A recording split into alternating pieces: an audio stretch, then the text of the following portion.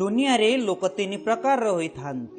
गोटे प्रकार से माने जी अन्यर भल करने को चाहती, अन्य को साहाय्य करती, से माने अन्यर दुख को बांटी थांती, से माने सबु बेले चेष्टा करती अन्य को साहाय्य करिया पाई।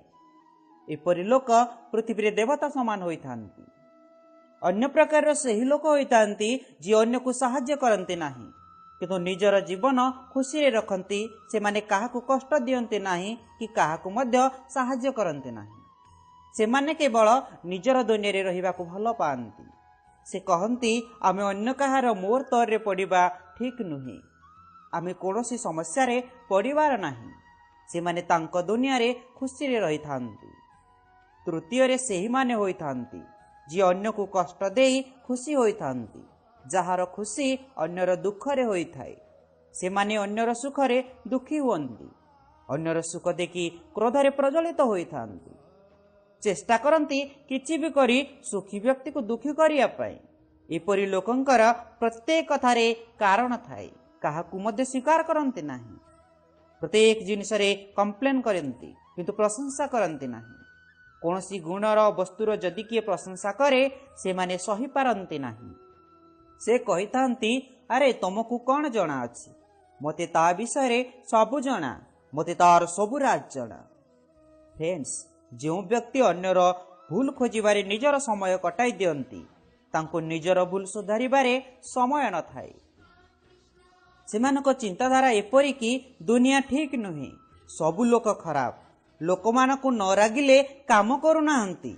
अधिक भावे एपरि लोक रागी ओ चिड़चिड़ा होइथांती। एपरि लोक अन्य को ईर्षा करिथांती। दुनिया रे बहुत प्रकार लोक अछंती।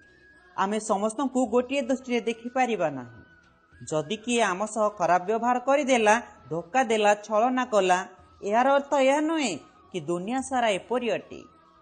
एपरि लोक मध्य जीवन रे मिली थांती, जहा सहित आमर कोनोसी परिचय न थाए, किंतु आमर सहायता करंती।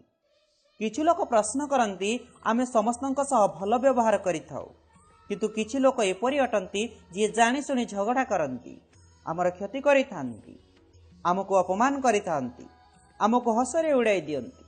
सेमानक सह कौन करा जिवो? एपरि लोकंको आपण बदलाई पारिबे नाही, काहेकि ना सेमानक संस्कार एपरि पक्का होई गलानी कि सेमानकु लागि थाए आमको सबु जना, आमे सबु जानिछु, आमको दुनिया सारा खबर जना अछि। एपरि लोक किछि मध्य शिखिबाकू राजी हुअन्ते नाही, काहेकि ना सेमानकु सबु जना।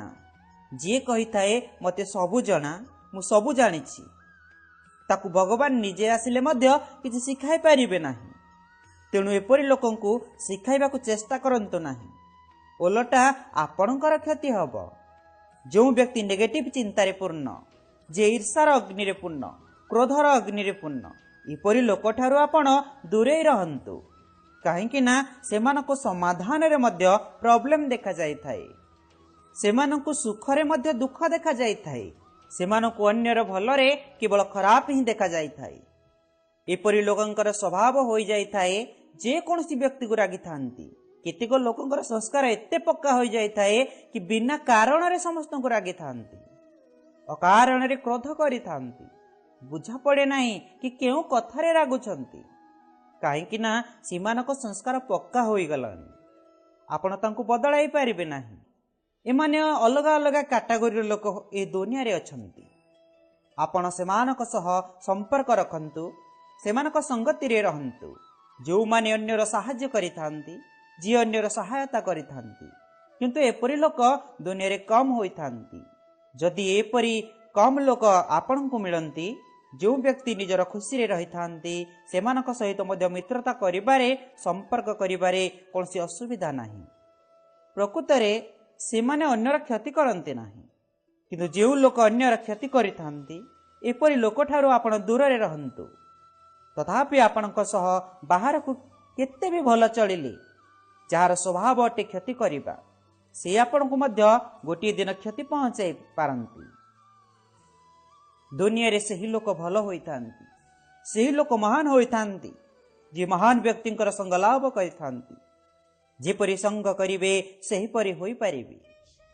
जी भल लोक होइथांती, सेमाने कहिथांती जहा मोर अटे ताहा तोर अटे।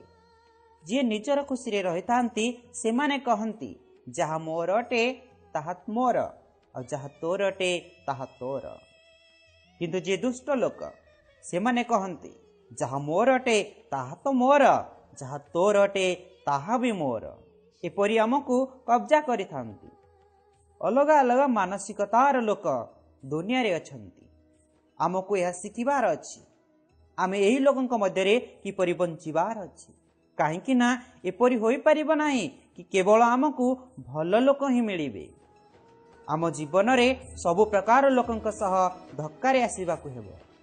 जदि आमको मनीष को चिन्हिबार परखिबार बुझिबार शक्ति क्यों परिस्थिति रे क्यों निर्णय नबा उचित कहा सहित किपरि चलिबा उचित आमको ए कथार विवेक आसीजिब, तेबे जदि आपण जीवन रे खुशी रहिबाकु चाहंती भल लोकंकर संगति रे रहंतु। भल लोकंकर संगति रे आपणक मध्यरे भी भल आसीजिब। जय जगन्नाथ।